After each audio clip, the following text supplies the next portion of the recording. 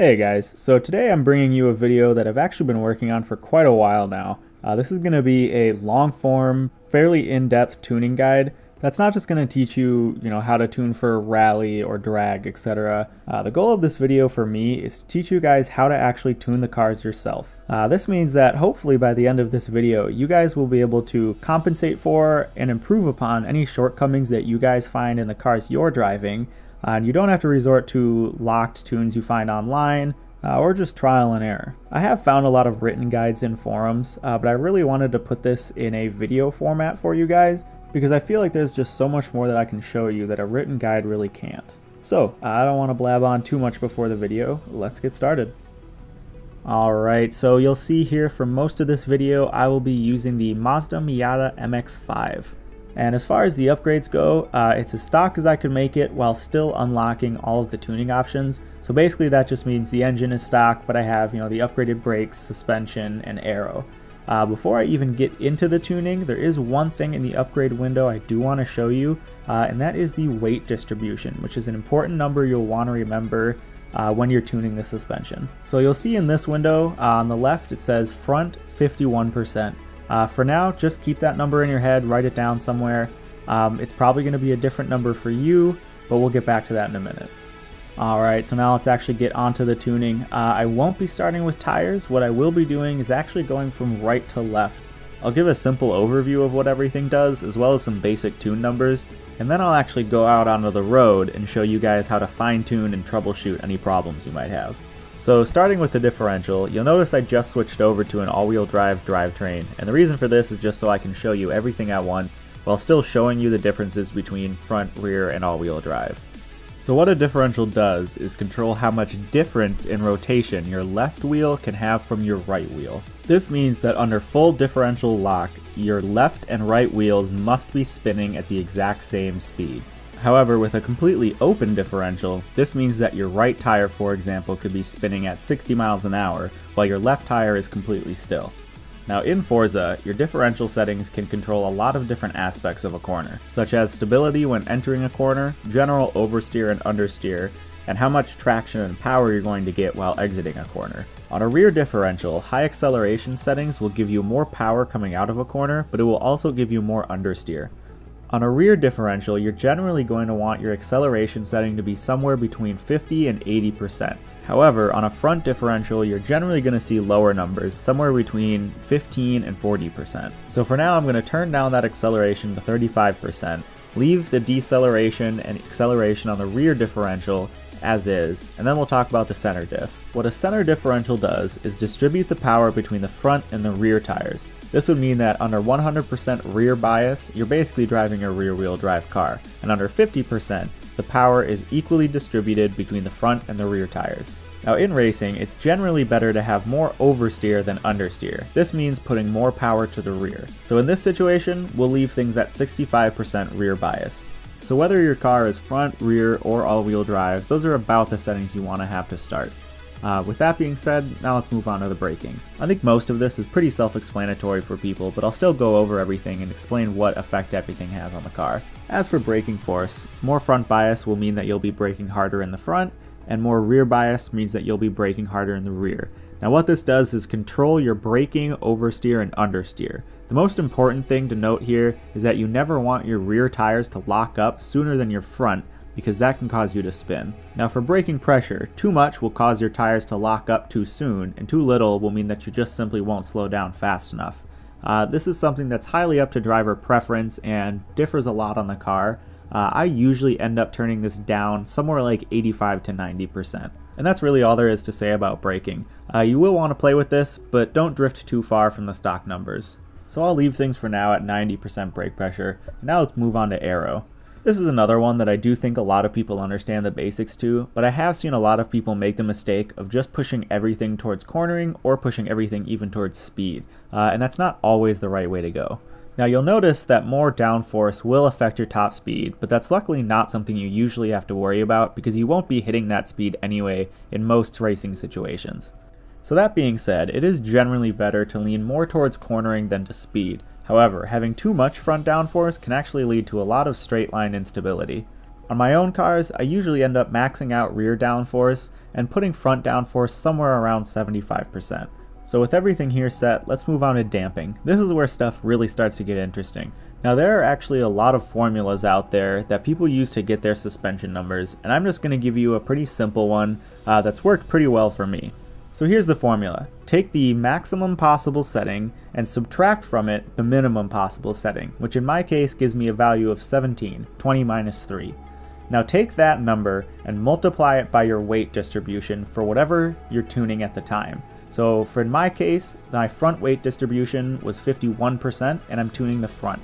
So 17 times 0.51 and then add back that minimum setting, which gives me a value of 11.7. And in the rear, since I'm not using 0.51, I'm using 0.49, that gives me a value of 11.3. Now for the bump stiffness, you generally want this to be between 50 and 75% of whatever your rebound stiffness is, which it actually tells you in the description. So for this situation, I'm going to go with 60% of the number for my rebound stiffness. Now I know this might seem complicated, but it does give your car a really good starting point that compensates for its own weight distribution, and it allows for a lot of fine tuning later on. So now let's move on to the springs. With the spring stiffness, I'm actually going to be using the exact same formula as I was before. And just like with the damping, it's not going to be a final value, but it's still a good place to start. So using that formula, I get a value of 775 for the front and 754.5 for the rear. Now I'll get into fine tuning this number a lot more once we're out onto the road, but for now, this is a good place to leave it. Now let's get on to ride height. Just like the description says, you want this to be as low as possible without bottoming out, and that does apply for rallying as well. Generally for tarmac, I find the value to be somewhere between 1 and 3 ticks above minimum, and for rally it goes up from there. And now let's move on to anti-roll bars. These control how quickly the weight transfers from side to side on your vehicle. And again, I'm going to be using that exact same formula to get my base tune numbers, and then we can fine tune things from there. So for here, I have a value of 33.6 for the front and 32.4 for the rear. So now let's move on to alignment. There's a lot of personal preference here, and each car takes the changes a little bit differently. So I'll just try to explain what everything does and leave the numbers up to you a little bit more. So here's a diagram showing what 0, negative, and positive camber all look like. For racing, you will always be using at least a little bit of negative camber. What negative camber does is increase the amount of contact your outside tire has with the road during a corner. This leads to improved grip and stability in a corner, but it's absolutely possible to have either too much or too little.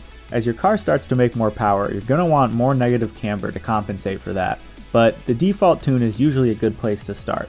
So now let's talk about toe. Toe in means that the front of your tires are pointing in, and toe out means that the front of your tires are pointing out. A small amount of toe out in the front and a small amount of toe in the rear can increase your turning response, but too much in either direction is going to cause a lot of instability and drag. So now for caster. Caster changes the angle of your steering axis, and a high caster value can increase your straight line stability as well as camber angle during a corner. I personally like a higher caster value, but too much can give you too much negative camber in a corner, which will decrease your stability. And that's pretty much all there is to the alignment section. Again, this is something people have a lot of different preferences on. It's something you should really play with. So I'm going to skip over gearing for now and just go right to tires. A higher tire pressure is going to increase your turning response, but it's also going to cause more tire spin. This is another setting in which a lot of personal preference is involved. The general rule here though is to get as much tire pressure as possible without excessive wheel spin. You also don't want a big difference between your front and rear tire pressure, definitely no more than 4 or 5 psi. Another thing to note is that non-tarmac surfaces, including wet tarmac, are going to prefer a lower tire pressure. The real end goal with tire pressure is to get the maximum amount of contact and responsiveness out of your tires. So now that you have a basic tire setup, I'm going to go over gearing really quickly, but here's what I basically have to say about it. There's an app that you can get for your phone called Forza Tune 6. I would recommend picking that up and using its gearing settings, because unless you have a really good understanding of gearing ratios, then this is going to give you the best possible setup. The only thing I would have to add to that is that if you're doing rally, I would suggest moving more towards quicker gearing, and if you're doing high-speed supercar racing, I would suggest moving more towards longer gearing. So I hope this part of the video has given you guys a pretty good understanding of how to get a base tune for your car. And now what I'm going to do is actually go out onto the road and show you guys a couple common problems that cars usually have, and then go over what you can do to solve them. First, I'm going to show you guys a comparison between Understeer, Oversteer, and the base tune that I have set up. So from left to right, I have Understeer, the base tune we set up, and Oversteer. You can see on Understeer, it's going to wash out. I'm never going to hit that apex, and I'm going to have to slow down. On the right with Oversteer, I end up spinning out, lose traction, and have to slow down. Whereas in the middle, I don't quite hit that apex, but it turns in well, and I don't have to slow down as much. Now the problem here is that with the base tune, I still have too much Understeer. I'd like more Oversteer. Now there are a couple ways to accomplish this. Here are the basics for when you're dealing with Understeer. When you're making these changes, keep in mind that a small difference can make a huge impact, and try to only tune one aspect at once, because if you tune multiple things and end up with new problems, you won't know what caused the problem. And now here are some suggestions for Oversteer. Keep in mind with both the Oversteer and Understeer suggestions, doing the opposite of what I had suggested will typically yield the opposite result. Now let's talk about straight line stability. I have had to switch cars because the Miata simply wasn't fast enough for this to be an issue. But you can see here my Lamborghini is darting all over the place, and bad things have happened. Now here's how things should look.